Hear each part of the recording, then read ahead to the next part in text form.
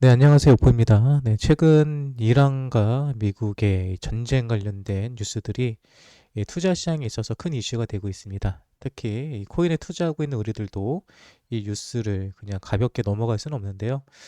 근데 이제 이 뉴스를 보면서 근데 왜 이란이랑 미국이 왜 전쟁을 하려고 하지? 그리고 이게 왜 이슈가 되고 있지?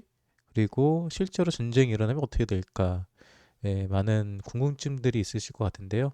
그 내용을 매우 간단하고 쉽게 내용을 정리해 봤습니다. 네, 영상을 보시면 도움이 될 것 같으니까요. 한번 보시고요. 보시고 나신 다음에 영상이 여러분들에게 도움이 되셨다면 구독과 좋아요 또 멤버십 가입까지도 가입해 주시면 감사하겠습니다. 그럼 준비된 내용 지금부터 함께 들어보시죠. 님, 오늘 우리가 함께 떠날 지식 탐험에 오신 것을 환영합니다. 오늘 다룰 자료가 좀 특별한데요. 바로 오뽀 가디언, 그 비트코인 TV의 오뽀 가디언님이 제공해주신 아주 따끈따끈한 2026년 2월 거시경제 그리고 지정학적 위기 분석 보고서입니다. 네, 반갑습니다. 내용이 중동 지정학부터 글로벌 매크로 경제까지 꽤 묵직하게 엮여 있죠. 하지만 전혀 걱정하실 필요 없습니다. 아주 직관적이고 또 재치 있게 오늘 당장 시장을 읽는 데 필요한 핵심 인사이트만 쏙쏙 뽑아서 전달해 드릴 테니까요. 맞습니다. 자, 그럼 본격적으로 한번 파헤쳐 볼까요? 보고서 읽으면서 제가 가장 놀랐던 부분이 우리는 보통 중동 회기를 그냥 밖에서 일어난 종교 갈등이나 영토 문제로 보잖아요. 그렇죠. 표면적으로는 그렇게 보이죠. 근데 이번 사태의 본질이 이란의 내부 체제 위기에서 시작됐다는 분석이었어요. 2025년 말에 이란 내부에서 극심한 경제 붕괴가 있었잖아요. 네, 그 부분이 아주 핵심입니다. 분노한 시민들이 대규모 시위를 일으켰고 당국이 그건 유혈 진압으로 억누르면서 불만이 정말 한계치에 달했습니다. 그러니까 꽉 막힌 압력솥이 임계점을 넘기다가 결국 밖으로 터져버린 그런 전형적인 패턴인 거네요. 맞아요. 내부에 걷잡을 수 없는 정치적 경제적 모순을 외부의 적을 통해서 해결하려는 전형적인 움직임이죠. 여기서 진짜 예의주시해야 할 건 미국의 스탠스입니다. 트럼프 대통령의 그 최후 통첩 말씀이시죠? 네, 이란 측에 10일에서 15일 내로 무조건 합의를 도출하라는 초강경 최후 통첩을 날렸거든요. 게다가 현재 전진 배치된 미군의 전력을 보면 이게 단순히 겁주기용 무력 시위가 아닙니다. 저도 그 데이터 보고 진짜 놀랐어요. 보통 뉴스에서는 뭐 항공모함 몇 척, 전투기 몇 대 이런 것만 강조하잖아요. 근데 공중급유기를 무려 108대 이상이나 배치했다고요? 공중급유기 108대 배치는 완전히 다른 차원의 시그널입니다. 작전의 지속성, 그리고 타격 반경을 극대화하겠다는 명백한 군사적 의도거든요. 단발성 폭격으로 끝내지 않겠다는 거네요. 정확합니다. 이란의 주요 인프라를 향해서 장기적이고 동시다발적으로 실전 타격을 가할 능력을 이미 다 세팅해 두었다는 뜻이죠.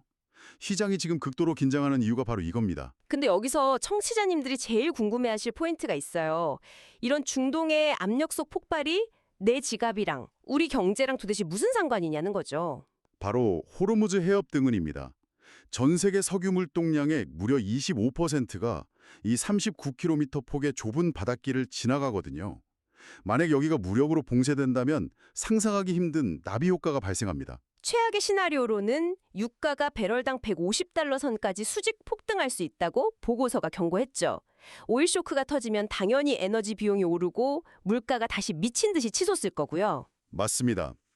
여기서 가장 치명적인 딜레마에 빠지는 곳이 미국 연준입니다. 시장은 올해 내내 연준이 금리를 내릴 거라고 기대하고 자산 가격을 다 올려놨잖아요. 그렇죠. 금리 인하만 바라보고 있었는데 그런데 인플레이션이 다시 튀어오르면 연준은 금리를 내리기는커녕 오히려 인상카드를 만지작거려야 하는 끔찍한 상황에 몰리게 됩니다. 와, 시장의 유동성이 다시 싹 메말라 버릴 수 있는 엄청난 공포네요. 보통 이런 전쟁 위기랑 금리 인상 공포가 겹치면 자본은 안전한 피난처로 도망가잖아요. 당연한 시장의 생리죠. 특히 가상자산 투자자들 사이에서는 비트코인이 지정학적 리스크를 완벽하게 방어해줄 디지털 금이다 이런 믿음이 있었단 말이에요. 그런데 이번에 진짜 충격적인 진실이 드러났죠. 이 대목이 이번 사태가 남긴 가장 날카로운 팩트체크입니다. 위기가 터지자 진짜 전통적 안전자산인 실물금은 온즈당 5,080달러를 돌파했어요. 연초 대비 무려 10% 이상 폭등하면서 완벽한 방패 역할을 했습니다. 반면 비트코인은 전쟁 우려가 커지자마자 오히려 6만 6천 달러대까지 맥없이 주저앉았죠. 실물 금이랑은 완전히 정반대로 움직였어요. 네, 비트코인의 내러티브가 중대한 시험대에 오른 겁니다. 극단적 위기에서 내 자산을 지켜주는 피난처라기보다는 시장의 유동성이 풍부할 때만 가장 민감하게 반응하는 고위험 기술주처럼 움직인다는 게 증명된 셈이죠. 나스닥의 레버리지 자산 같다는 분석에 딱 들어맞네요. 오늘 내용 요약해보면 퍼즐이 아주 선명합니다. 이란 내부의 압력솥 폭발이 유가를 흔들고 연준의 통화 정책을 위협하고 결국 비트코인이라는 자산의 본질적 가치까지 재평가하게 만들었어요. 네, 거시경제와 지정학이 어떻게 자산시장의 환상을 깨버리는지 보여주는 완벽한 사례입니다. 청취자님 오늘 다뤄본 내용이 투자 관점에 큰 아하 모멘트가 되셨길 바랍니다. 마지막으로 이런 도발적인 질문을 하나 던져보고 싶네요. 어떤 질문이죠?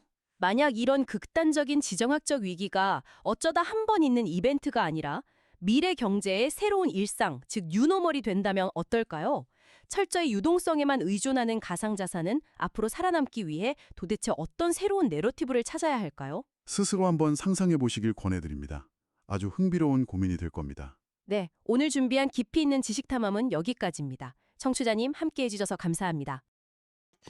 네, 잘 들으셨나요? 왜 이란과 이 미국의 전쟁이 왜 비트코인 가격에 영향을 미치는가? 네, 핵심만 간단하게 말씀드리자면요. 이 전쟁이 일어나게 된다면 실제로 유가가 크게 상승한다라는 것을 우리는 알 수 있죠. 실제로 전 세계 원유 25% 이상의 가격이 현재 한 2배 가까이 가격이 올라갈 수밖에 없다. 현재 이란이 호르무즈 해협을 막고 있기 때문에 여기를 통과하는 원유들이 제대로 전 세계에 공급이 되지 않기 때문에 원유 가격이 폭등할 수밖에 없다라는 거죠. 그리고 실제로 미국이 전쟁이 일어나게 되면은 지정학적 위기 때문에 전 세계 시장이 많이 하락할 수밖에 없습니다. 네, 그렇게 되면 당연히 이 원유 가격의 상승은 곧 뭐를 의미하죠? 네, 인플레이션을 의미하죠. 왜? 원유 가격이 비싸지기 때문에 사람들의 지출은 커질 수밖에 없죠. 그 연준 같은 경우는 이 지출이 커지게 되면은 금리 인하를 할 수밖에 없습니다. 금리 인하를 할 수가 없죠. 금리 인하에 대한 기대치가 시장에 모든 투자자들이 기다리고 있는데 이 금리 인하가 되지 않는다 하는 순간에 모든 투자 자산들은 가격이 하락할 수밖에 없습니다. 일례로 실제로 금이 가격이 많이 올라가고 있죠. 네, 그런데 여기서 우리가 한 가지 생각해 볼 점이 있죠. 지금 이 내용에서는 빠져 있는데요. 트럼프 입장에서는 어떻게 할까요? 그 누구보다도 금리 인하를 원하는 사람이 트럼프죠. 트럼프가 진짜 이란에 대해서 전쟁을 선포할까요? 네, 네. 그 점에 대해서 우리는 한번 고민해 볼 필요성이 있겠죠. 그리고 지금 제가 여러분들에게 들려드릴 보고서는요, 한 5분 정도 되는 길이입니다. 원래는 한 17분 정도 되는 풀 버전은 따로 있고요. 이 풀 버전은 제가 편집 다시 해가지고 저희 멤버십 분들 전문 예, 영상으로 따로 올려드리도록 하고요. 앞으로는 관련된 심층 분석들 바쁘신 분들이 많으니까 간단한 버전은 공개 방송에서 오픈을 하고요. 또 이 내용을 풀 버전을 듣기 원하시는 분들은 멤버십 가입하셔서 멤버십 영상으로 확인해 보실 수 있습니다. 자, 이 영상이 여러분들에게 도움이 되셨습니까? 네, 그럼 구독과 좋아요 눌러주시면 감사드릴게요.